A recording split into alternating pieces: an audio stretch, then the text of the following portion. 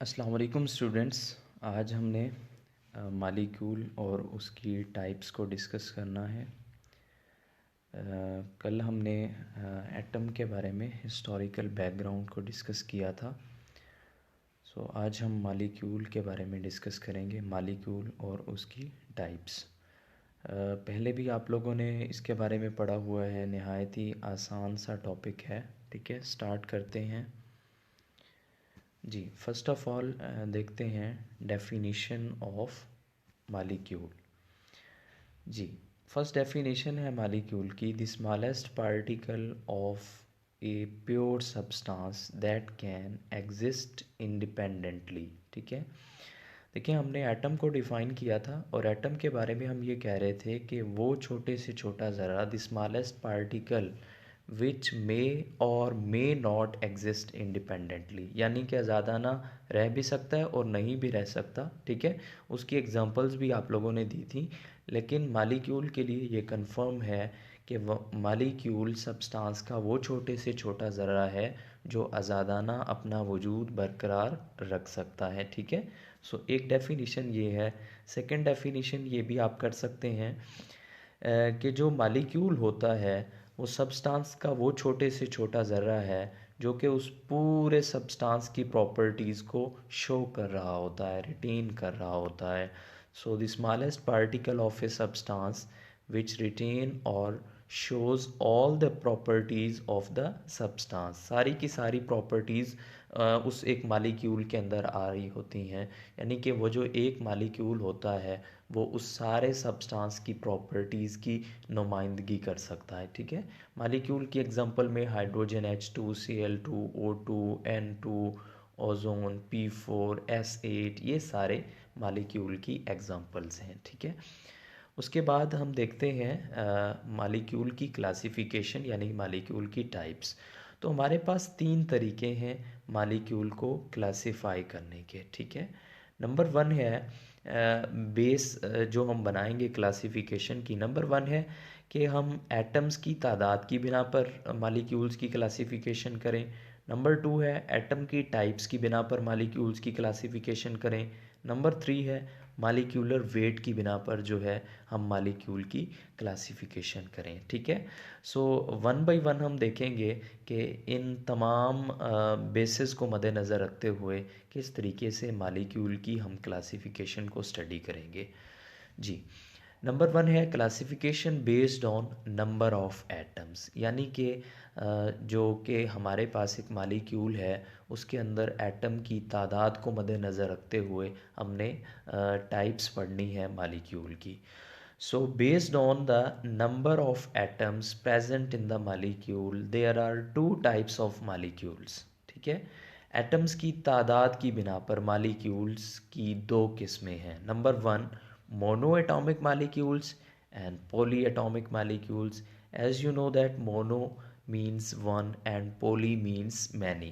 ठीक है, तो मोनोएटॉमिक मालिक्यूल्स वो होंगे जिनके अंदर सिर्फ एक ही एटम होगा, जैसा कि नाम से ही जाहिर है। Those molecules which consists of only one atom are called monoatomic molecules. इसके एग्जांपल में नोबल गैसेस आ जाती हैं क्योंकि वो इंडिपेंडेंटली एग्जिस्ट कर रहे होते हैं। Helium, neon, argon, krypton, xenon, radon, सब के अंदर एक ही एटम है। ये मोनोएटॉमिक मालिक्यूल्स हैं। उसके बाद सेकंड वन है पॉली एटॉमिक मालिक्यूल्स। तो ये इसका उल्ट होगा, those molecules which consist of two और मोर देन टू एटम्स। दो या दो से ज़्यादा एटम्स हों अगर एक मालिक्यूल के अंदर तो वो होगा पॉली एटॉमिक मालिक्यूल। इसको आप यूँ भी डिफाइन कर सकते हैं, those molecules which consist of many atoms is called polyatomic molecule. ठीक है, मैनी एटम कहने की बजाय आप ये भी कह सकते हैं टू और मोर देन टू एटम्स। तो ये आप मैनी के ही इसको कैटेगरी के अंदर आप ले सकते हैं। ठीक है, those molecules which consist of two और मोर देन टू एटम्स और many atoms is called polyatomic molecule, as poly means many. ठीक है, इसके एग्जांपल के अंदर आ जाता है H2O3, P4। हाइड्रोजन के अंदर दो एटम हैं, O3 के अंदर तीन एटम है, P4 के अंदर चार एटम हैं, S8 के अंदर 8 एटम्स हैं, C6H6 के अंदर 12 एटम्स हैं, C6H12O6 के अंदर 24 एटम्स हैं। तो ये सारे के सारे जो है वो पॉली एटॉमिक मालिक्यूल्स हैं, ठीक है। सो आपने ग्रेड 9th के अंदर पहले पढ़ा था कि डाई एटॉमिक मालिक्यूल्स होते हैं, ट्राई एटॉमिक मालिक्यूल्स होते हैं। वो जो डाई एटॉमिक और ट्राई एटॉमिक वगैरह ये सब पॉली एटॉमिक मालिक्यूल्स की ही कैटेगरी के अंदर आ जाते हैं, ठीक है। सो ऑन फर्स्ट अटेम्प्ट हम जो है दो कैटेगरीज बनाएंगे, मोनो एटॉमिक मालिक्यूल्स जिनके अंदर सिर्फ एक एटम होगा, पॉली एटॉमिक मालिक्यूल्स जिनके अंदर दो या दो से ज़्यादा एटम्स होंगे। फिर हम ऐसा करेंगे कि हम पॉली एटॉमिक मालिक्यूल्स को क्लासिफाई करेंगे फर्दर, ठीक है। पॉली एटॉमिक मालिक्यूल्स, ऐसे पॉली एटॉमिक मालिक्यूल्स जिनके अंदर दो एटम्स होंगे हम उनको डाई एटॉमिक मालिक्यूल्स कहेंगे, और ऐसे पॉली एटॉमिक मालिक्यूल्स जिनके अंदर तीन एटम्स होंगे हम उनको ट्राई एटॉमिक मालिक्यूल्स कहेंगे। ऐसे पॉली एटॉमिक जो मालिक्यूल जिनके अंदर चार एटम्स होंगे उनको हम टेट्रा एटॉमिक मालिक्यूल्स कहेंगे, एंड फर्दर सो ऑन, ठीक है। डाई एटॉमिक मालिक्यूल्स की एग्जांपल में H2Cl2 N2, try atomic molecule की एग्जांपल्स के अंदर O3 तीन एटम है, CO2 के अंदर तीन एटम है, H2O के अंदर भी तीन एटम है। टेट्रा एटॉमिक मालिक्यूल्स की एग्जांपल में NH3 चार एटम है, SO3 चार एटम है, P4 के अंदर चार एटम है। सो हम पॉली एटॉमिक मालिक्यूल्स को आगे फर्दर क्लासिफाई करते होते हैं, diatomic, triatomic, tetra atomic and so on. So ये पॉली एटॉमिक मालिक्यूल्स की आगे फर्दर क्लासिफिकेशन है, ठीक है। उसके बाद नेक्स्ट देखते हैं। हमने कहा कि पहली जो हमने हमारी क्लासिफिकेशन की बुनियाद है वो है नंबर ऑफ़ एटम्स, के कितने नंबर ऑफ़ एटम्स हैं एक मालिक्यूल के अंदर। सो उसकी बिना पर हम एक टर्म डिस्कस करने जा रहे हैं, एटॉमिसिटी। इम्पोर्टेंट शॉर्ट क्वेश्चन है, पेपर के अंदर भी आ जाता है, डिफाइन एटॉमिसिटी, गिव एग्जांपल। सो बहुत ही आसान सी डेफिनेशन है एटॉमिसिटी की। What is atomicity? Number of atoms present in the molecule is called atomicity, ठीक है। सो आपने क्या करना है, मालिक्यूल के अंदर एटम्स की तादाद को काउंट कर लेना है, that will B atomicity. Atoms की जितनी तादाद होगी एक मालिक्यूल के अंदर वो उसकी एटॉमिसिटी कहलाएगी। जैसा कि एग्जांपल्स के अंदर दिया गया है, H2O की एटॉमिसिटी 3 है क्योंकि H2O के अंदर जो है वो तीन एटम है। CO2 की एटॉमिसिटी जो है वो 3 है क्योंकि इसके अंदर 3 एटम्स हैं। C6H6 की एटॉमिसिटी जो है वो आपके पास है 12, इसके अंदर जो है वो 12 एटम्स हैं। SO3 की एटॉमिसिटी जो है वो 4 है, 4 एटम्स हैं इसके अंदर। CH4 की एटॉमिसिटी 5 है। C6H12O6 की एटॉमिसिटी जो है वो 24 होगी। सो आपने क्या करना है, सिंपली एटम्स की तादाद काउंट करनी है, that will be the atomicity of the molecule. So number of atoms present in the molecule is called the atomicity of that molecule. जी, नेक्स्ट वन सेकंड है कि क्लासिफिकेशन अब हम करेंगे now based on types of atoms. अब हम classification करने जा रहे हैं based on types of atoms, ठीक है। So based on types of atom again हम दो कैटेगरीज बना रहे हैं, होमो atomic molecules and hetero atomic molecules. As you know that homo for same and hetero for different. Homo atomic molecules कौन से होंगे, ये जो हमने क्लासिफिकेशन बनाई है ये है based on type of atoms, कि एक मालिक्यूल के अंदर जो एटम्स हैं उनकी टाइप्स, उनकी किस्में कौन कौन सी हैं, ठीक है। सो होमो एटॉमिक मालिक्यूल्स वो होंगे those molecules which consist of only one kind of atoms, जिनके अंदर सिर्फ एक ही किस्म के एटम हो, या फिर those molecules which consist of same type of atoms are called homo atomic molecules. सारे के सारे होमो एटॉमिक मालिक्यूल्स दिए गए हैं, H2Cl2 O2 N2 O3 P4 ऐसे, देखें सब के अंदर आप देख लें एटम्स एक जैसे हैं। S8 के अंदर 8 एटम्स हैं, 8 के 8 सल्फ़र के एटम हैं। अगर एटम एक जैसे हों सारे के सारे तो उसको आप होमो एटॉमिक मालिक्यूल रेफ़र करते हैं। हेट्रो एटॉमिक मालिक्यूल्स कौन से होंगे, those molecules which consist of different types of atoms, more than one kind of atoms, ठीक है। जिनके अंदर एटम्स की किस्में एक से ज़्यादा किस्म के एटम्स हों जिनके अंदर, उन मालिक्यूल्स को हम क्या कहेंगे, हेट्रो एटॉमिक मालिक्यूल्स कहेंगे। तो हेट्रो एटॉमिक मालिक्यूल्स कौन से होंगे, विच consist of different types of atoms. जैसा कि आप H2O को देख लें, 2 हाइड्रोजन के एटम हैं, 1 ऑक्सीजन है। CO2 देख लें, C6H6 देख लें, CH4 देख लें, C6H12O6 देख लें, NH3 देख लें, तो इनमें डिफरेंट टाइप्स के एटम्स हैं, ठीक है। सो हमने based on types of atom 2 categories बनाई, atomic molecules and heteroatomic molecules. Now third one है classification based on molecular weight. जी, बेस्ड ऑन मॉलिक्यूलर वेट फिर हम 2 कैटेगरीज बना रहे हैं, मैक्रो मॉलिक्यूल्स, माइक्रो मॉलिक्यूल्स। ये आप लोगों ने पहले भी पढ़ा हुआ है कि मैक्रो फॉर जो है high and micro for low.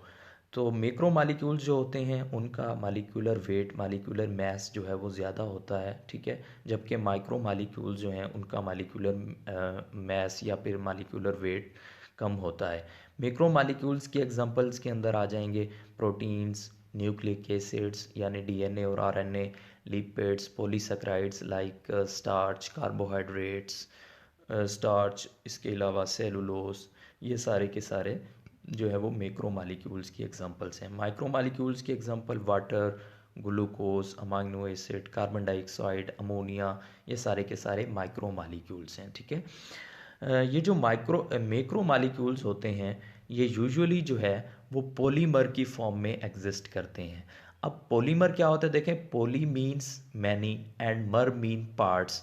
Polymer एक ऐसा मॉलिक्यूल होता है जो कि छोटे छोटे बहुत सारे यूनिट्स के आपस में बार बार मिलने से बनता है, रिपीटिंग यूनिट्स। छोटे छोटे मॉलिक्यूल अगर बार बार आपस में जुड़ते चले जाएं तो जो बड़ा मॉलिक्यूल बनता है उसको पॉलीमर कहते हैं। तो पॉलीमर जो है वो एक लंबी चेन पर मुश्तमिल एक बड़ा मॉलिक्यूल होता है। तो मैक्रो मॉलिक्यूल जो भी होंगे वो हमेशा जो है वो पॉलीमर्स की फॉर्म में ही होते हैं। उसके बाद हम हीमोग्लोबिन को एक मैक्रो मॉलिक्यूल के तौर पर डिस्कस करते हैं। What is haemoglobin? You know that haemoglobin is an iron containing protein. एक प्रोटीन है जो कि एक आयरन कंटेनिंग प्रोटीन है। अब देखें प्रोटीन क्या है आप जानते हैं, polymer of amino acids. Polymer mean amino acids बार बार आपस में जुड़ते रहे तो एक बड़ा मॉलिक्यूल बना, उसको हमने प्रोटीन पॉलीमर का नाम दिया, ठीक है। सो हीमोग्लोबिन भी एक आयरन कंटेनिंग प्रोटीन है। अब देखें अमाइनो एसिड्स आपस में जुड़ करके प्रोटीन बना रहे हैं, तो ये एक पॉलीमर बना जो कि एक मैक्रो मॉलिक्यूल है, यानी हीमोग्लोबिन एक मैक्रो मॉलिक्यूल है। लेकिन जो अमाइनो एसिड्स बार बार आपस में जुड़ रहे हैं वो छोटे छोटे मॉलिक्यूल्स हैं, उनको हम रेफ़र करते हैं मोनोमर के तौर पर, या फिर उनको हम कहते हैं माइक्रो मॉलिक्यूल्स। यानी माइक्रो मॉलिक्यूल्स आपस में बार बार जुड़ करके ही मैक्रो मॉलिक्यूल्स बनाते हैं।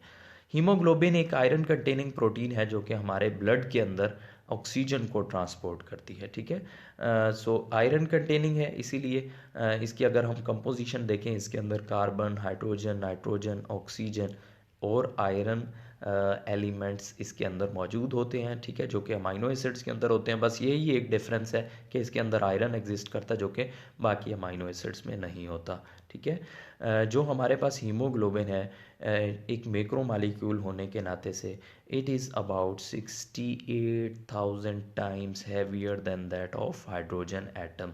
तो आप कह सकते हैं कि इसका मॉलिक्यूलर वेट बहुत ज़्यादा है, ये हाइड्रोजन एटम की निस्बत 68,000 टाइम्स जो है वो हमारे पास हैवियर है। सो ये थी टाइप्स ऑफ मॉलिक्यूल जो आप लोगों ने पहले भी पढ़ी हुई हैं। बहुत आसान सा टॉपिक था, उम्मीद है आप लोगों को समझ में आ गया होगा। अगर किसी किस्म का कोई भी प्रॉब्लम हो तो आप लोग दोबारा से डिस्कस इसको कर सकते हैं। कल इंशाल्लाह हम डिस्कस करेंगे आयंस के बारे में, ठीक है, और इसके अलावा फ्री रेडिकल के बारे में, मॉलिक्यूलर आयन के बारे में इंशाल्लाह अज़ीज़।